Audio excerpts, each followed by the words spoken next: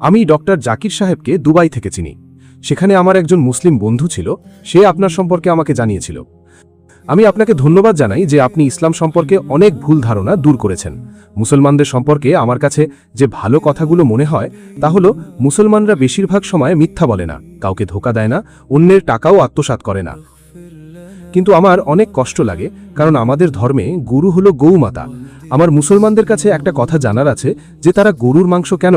মুসলমানদের জন্য গরুর গোশতকে হালাল করা হয়েছে, যে জন্য মুসলমানরা গরুর গোশত খায়, এবং হিন্দুরা সেটাকে যেহেতু মা মনে করে, সৃষ্টিকর্তা মনে করে, তাই তারা সেই গরুকে এতটা সম্মান করে। একজন হিন্দু ব্যক্তি তিনি মুসলমানদের গরু খাওয়া সম্পর্কে এবং মুসলমানদের অনেক কার্যকলাপ সম্পর্কে প্রশংসা করেও তিনি ডাক্তার জাকির নায়েকের কাছে যে প্রশ্ন করেছেন, আমি মনে করি আপনি যদি বাংলাদেশি বা এই এশিয়া মহাদেশের ভিতরে হন তাহলে এই প্রশ্নের সম্মুখীন আপনি অনেকবার হয়েছেন, এবং এই প্রশ্নের যে এত সুন্দর এবং সাবলীল উত্তর থাকতে পারে ডাক্তার জাকির নায়েকের এই ভিডিও দেখা অবধি পর্যন্ত আপনার মনে হয় না আপনি জানেন যে এত সুন্দর উত্তর হতে পারে।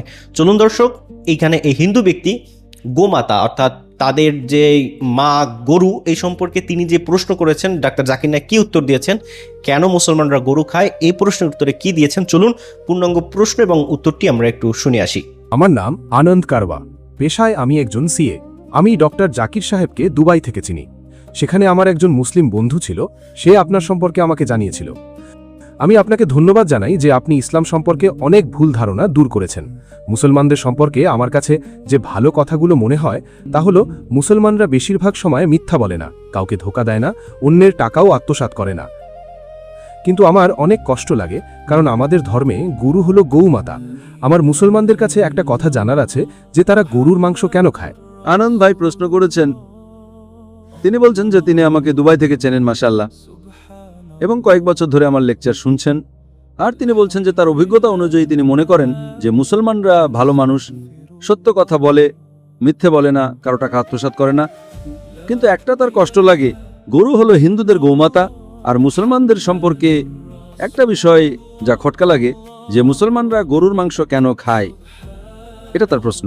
হ্যাঁ, আমি প্রথমেই বলতে চাই ভাই সাহেব আনন্দজি, যে একজন মুসলমান ভালো মুসলমান থাকতে পারে শতভাগ নিরামিষভোজী হওয়ার পর, কিন্তু যেহেতু আল্লাহ সুবহানাহু ওয়া তাআলা আমাদের রব, আমাদের সৃষ্টিকর্তা, কুরআন মাজিদে আল্লাহ তাআলা বলেছেন, সূরা মাইদা সূরা নম্বর 5 আয়াত নম্বর 1-এ আল্লাহ তাআলা বলেছেন যে আপনারা ওই চতুষ্পদ প্রাণীদের মাংস খেতে পারেন যাদের আমি অনুমতি দিয়েছি।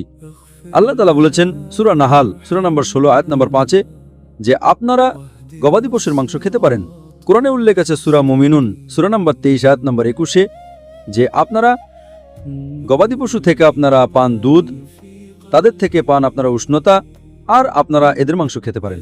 তো যখন আল্লাহ সুবহানাহু ওয়া তাআলা আমাদের সৃষ্টিকর্তা, আমাদের মালিক বলছেন যে আপনারা মাংস খেতে পারেন, তো কেন আমাদের খাওয়া উচিত নয়? যে আজকের বিজ্ঞান এটা বলে যে আমাদের শরীরে আমাদের প্রোটিনের প্রয়োজন আছে, অন্তত 23টি অ্যামাইনো অ্যাসিডের প্রয়োজন আছে। এই 23টির মধ্যে 8টি অ্যামাইনো অ্যাসিড আমাদের শরীরে তৈরি হয় না। সেগুলোর জন্য এটা আবশ্যক যে আমাদের খাবারে আমাদের এই অ্যামাইনো অ্যাসিডগুলো পেতে হবে। এমন কোনো নিরামিষ, এমন কোনো শাকসবজি নেই যার মধ্যে 8টি অ্যামাইনো অ্যাসিডই উপস্থিত আছে। মাংসে, গোস্তে 8টি অ্যামাইনো অ্যাসিডই উপস্থিত আছে। একে বিজ্ঞান বলে সম্পূর্ণ প্রোটিন, সম্পূর্ণ খাবার। আজ বিজ্ঞান এটা বলে যে মাংস জাতীয় খাবারে, গোস্তে প্রোটিন আছে, নিয়াসিন আছে, ভিটামিন B1 আছে, এতে স্বাস্থ্য ভালো হয়। আর আজ আপনারা দেখবেন যেসব প্রাণী যারা নিরামিষভোজী, যারা শুধুমাত্র শাকসবজি খায়, ভেড়া, ছাগল, গরু, আপনারা দেখবেন এই প্রাণীদের দাঁত, এদের চ্যাপ্টা, তাদের নিরামিষভোজী প্রাণীদের দাঁতের গঠন আছে। এরা শুধু শাকসবজি খায়, মাংস খেতেই পারে না। যখন আপনারা দেখবেন মাংসাশী প্রাণীর দাঁত, বাঘ, সিংহ, চিতা, তাদের তীক্ষ্ণ দাঁত থাকে। এরা শুধু মাংস খায়, শাকসবজি খেতেই পারে না। যখন আপনি নিজের দাঁত আয়নায় দেখবেন, তখন ভগবান, ঈশ্বর, আমাদের সৃষ্টিকর্তা আমাদের দু ধরনের দাঁতই দিয়েছেন, চ্যাপ্টা দাঁতও দিয়েছেন এবং তীক্ষ্ণ দাঁতও দিয়েছেন। যদি আমাদের ঈশ্বর চাইতেন যে আমরা শুধু শাকসবজি খাই, তাহলে এই তীক্ষ্ণ দাঁত কেন দিলেন মাংস খাওয়ার জন্য? আজকের বিজ্ঞান বলে যে নিরামিষভোজী প্রাণীদের যে পরিপাকতন্ত্র আছে, গরু, ভেড়া, ছাগল, আপনারা দেখবেন এই প্রাণীরা শুধু শাকসবজি হজম করতে পারে, মাংসকে হজম করতে পারে না। মাংসাশী প্রাণীদের যে পরিপাকতন্ত্র আছে, চিতা, বাঘ, সিংহ, এরা শুধু মাংস হজম করতে পারে, শাকসবজি নয়। কিন্তু আমাদের মানুষের আল্লাহ তাআলা, আমাদের ঈশ্বর ক্ষুদ্রন্ত্রও দিয়েছেন, বৃহতন্ত্রও দিয়েছেন। আমরা শাকসবজি হজম করতে পারি, মাংস হজম করতে পারি। যদি আমাদের ঈশ্বর চাইতেন যে আমরা শুধু শাকসবজি খাই, তাহলে আমাদের এই পরিপাকতন্ত্র কেন দিলেন যা মাংসকে হজম করতে পারে? সুতরাং বৈজ্ঞানিকভাবে আমাদের শরীর, আমাদের ঈশ্বর এমনভাবে তৈরি করেছেন যে আমরা শাকসবজিও খেতে পারি, মাংসও খেতে পারি। ভাই, আপনি হিন্দু তাই না? আপনার নাম দেখে মনে হচ্ছে আপনি হিন্দু। হ্যাঁ, একদম ঠিক। আপনার নাম দেখে মনে হচ্ছে আনন্দ আপনার নাম, আপনি হিন্দু। আপনার হয়তো ভুল ধারণা থাকবে যে হিন্দু ধর্মে মাংস খাওয়া হারাম। আপনি যখন হিন্দু ধর্মীয় বই পড়েন, আপনার ধর্মীয় বইতে লেখা আছে যে আপনি গোশত খেতে পারেন, মাংসও খেতে পারেন, আর গরুর মাংস খেতে পারেন, গরুর মাংস খেতে পারেন।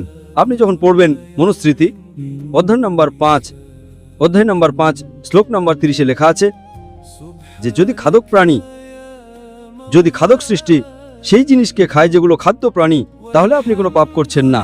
কারণ ঈশ্বর কিছু সৃষ্টিকে বানিয়েছেন কিছু সৃষ্টি খাওয়ার জন্য এবং কিছু সৃষ্টি খাদ্য হওয়ার জন্য।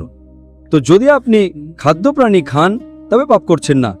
লেখা আছে মনুস্মৃতিতে অধ্যায় নম্বর 5 শ্লোক নম্বর 31-এ যে যদি আপনারা পূজার জন্য প্রাণীকে হত্যা করেন তবে কোনো পাপ করছেন না। লেখা আছে মনুস্মৃতিতে অধ্যায় নম্বর 5 শ্লোক নম্বর 39 এবং 40-এ যে ঈশ্বর কিছু প্রাণীকে বানিয়েছেন পূজার জন্য, বলিদানের জন্য, তাই বলিদানের উদ্দেশ্যে হত্যা করা কোনো হত্যা নয়। তো মনুস্মৃতি অনুযায়ী আপনি মাংস খেতে পারেন। তারপর আপনি যখন অধ্যয়ন করবেন মহাভারতে অনুশাসন পর্বে অধ্যায় নম্বর 88-তে যুধিষ্ঠির, পাণ্ডবরা 5 ভাই ছিল।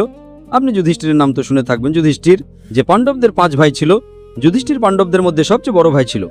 সে ভীষ্মকে জিজ্ঞেস করে যে আমরা যজ্ঞে, পূজাতে কি খাবার দেব যাতে আমাদের পূর্বপুরুষরা খুশি হবেন। তো ভীষ্ম বলে যদি আমরা যজ্ঞে, পূজায় চাল, জব দিই তাহলে আমাদের পূর্বপুরুষরা 1 মাসের জন্য সন্তুষ্ট থাকবেন। যদি আমরা মাছ দিই 2 মাসের জন্য, যদি মাংস দিই 3 মাসের জন্য, যদি খরগোশ দিই তাহলে 4 মাসের জন্য, যদি ছাগল দিই তাহলে 5 মাসের জন্য, যদি শূকর দিই তাহলে 6 মাসের জন্য, যদি পাখি দিই তাহলে 7 মাসের জন্য, যদি হরিণ দিই তাহলে 8 মাসের জন্য, যদি ষাঁড় দিই তাহলে 11 মাসের জন্য, যদি গরু দিই তাহলে পুরো 1 বছরের জন্য আমাদের পূর্বপুরুষরা সন্তুষ্ট থাকবেন। 1 বছর। যদি আপনি মহিষ দেন, মহিষ, তাহলে 12 বছরের জন্য। যদি গন্ডার দেন বা লাল মাংস, তাহলে আমাদের পূর্বপুরুষরা চিরকালের জন্য সন্তুষ্ট হবেন। পুরো মেনু আছে। আপনি যদি বেদ পড়েন, বেদেও লেখা আছে যে সাধু সন্ন্যাসীরা মাংস খেতেন, গরুর মাংস খেতেন। তাহলে আপনি কেন বলছেন যে মাংস খাওয়া হারাম? কারণ অনেক হিন্দু মানুষ অন্যান্য ধর্ম দ্বারা প্রভাবিত হয়েছিল। ধর্ম দ্বারা প্রভাবিত হওয়ার পরে কিছু ধর্ম বিশ্বাস করে অহিংসাই, আর তারা মনে করে যে প্রাণীকে হত্যা করা পাপ, কারণ প্রাণীর প্রাণ আছে, শাকসবজিতে প্রাণ নেই, গাছপালায় প্রাণ নেই, সেজন্য শাকসবজি খাওয়া ভুল নয়, কিন্তু প্রাণী খাওয়া ভুল। আজ বিজ্ঞান উন্নতি করেছে আর আমরা জানি যে গাছপালাতেও প্রাণ আছে। তো তাদের যুক্তি একটু বদলে গেল। হ্যাঁ জাকির ভাই, আমরা জানি গাছপালায় প্রাণ আছে, কিন্তু গাছপালা, তাদের ব্যথার অনুভূতি হয় না, তাদের ব্যথা হয় না, গাছপালার ব্যথা হয় না, সেজন্য প্রাণী খাওয়া বড় পাপ, গাছপালা খাওয়া কম পাপ। আজ বিজ্ঞান আবার উন্নতি করেছে। উন্নতি করার পর আজ বিজ্ঞান এটা বলে যে গাছপালারও ব্যথা হয়, কিন্তু তাদের ব্যথার শব্দ আপনারা শুনতে পান না। তারা চিৎকার করে, কিন্তু আমরা তাদের শব্দ শুনতে পাই না। তো এক ব্যক্তি আমার সাথে সবচেয়ে বেশি তর্ক করল আর বলল যে জাকির ভাই, আমি মানি যে গাছপালায় প্রাণ আছে, গাছপালায় ব্যথা হয়, কিন্তু গাছপালায় শুধুমাত্র 2 বা 3টে ইন্দ্রিয় আছে, প্রাণীদের 5টি ইন্দ্রিয় আছে, সেজন্য প্রাণী হত্যা করা বড় পাপ, গাছপালা খাওয়া কম পাপ। তো আমি তাকে জিজ্ঞেস করলাম যে যদি আপনার ভাই জন্মগ্রহণ করে 2টি ইন্দ্রিয় কম নিয়ে, সে শুনতে পায় না, বোবা আর বধির, যখন সে বড় হয় আর যদি কোনো মানুষ তাকে হত্যা করে, তাহলে কি আপনি গিয়ে যে বিচারককে বলবেন মাই লর্ড, খুনিকে কম শাস্তি দিন, কারণ আমার ভাই বোবা ছিল, বধির ছিল, সে শুনতে পেত না, কথা বলতে পারত না? আপনি তো বলবেন খুনিকে দ্বিগুণ শাস্তি দিন, আমার ভাই তো নিষ্পাপ ছিল, না শুনতে পেত না কথা বলতে পারত। ইসলামে 2টি ইন্দ্রিয় কম বা 2টি ইন্দ্রিয় বেশি বলে কিছু নেই। ইসলামে আল্লাহ তাআলা বলেছেন সূরা বাকারা সূরা নম্বর 2 আয়াত নম্বর 168-তে আল্লাহ আপনাদের যেসব পবিত্র বস্তু দান করেছেন তা থেকে আহার করুন। যে ভালো জিনিস আপনাদের আল্লাহ দিয়েছেন সেটা আপনারা খেতে পারেন। তো আপনারা যদি অধ্যয়ন করেন ধর্মীয় বইগুলোর এবং বিজ্ঞানের, মাংস খাওয়া কোনো ভুল নয়। আর আমার বিশেষ করে কোনো অভিযোগ বা অনুযোগ নেই যদি অমুসলিমরা, যদি হিন্দুরা মাংস না খায়, আমার কোনো অভিযোগ বা অনুযোগ নেই। কারণ যদি সব ভারতীয় মাংস খেতে শুরু করে তাহলে ভারতে মাংসের দাম বেড়ে যাবে। আজ মূল্যবৃদ্ধির যুগ, পেট্রোলের দাম বাড়ছে, সব ভারতীয় মাংস খেতে শুরু করলে তো মাংসের দামও বেড়ে যাবে।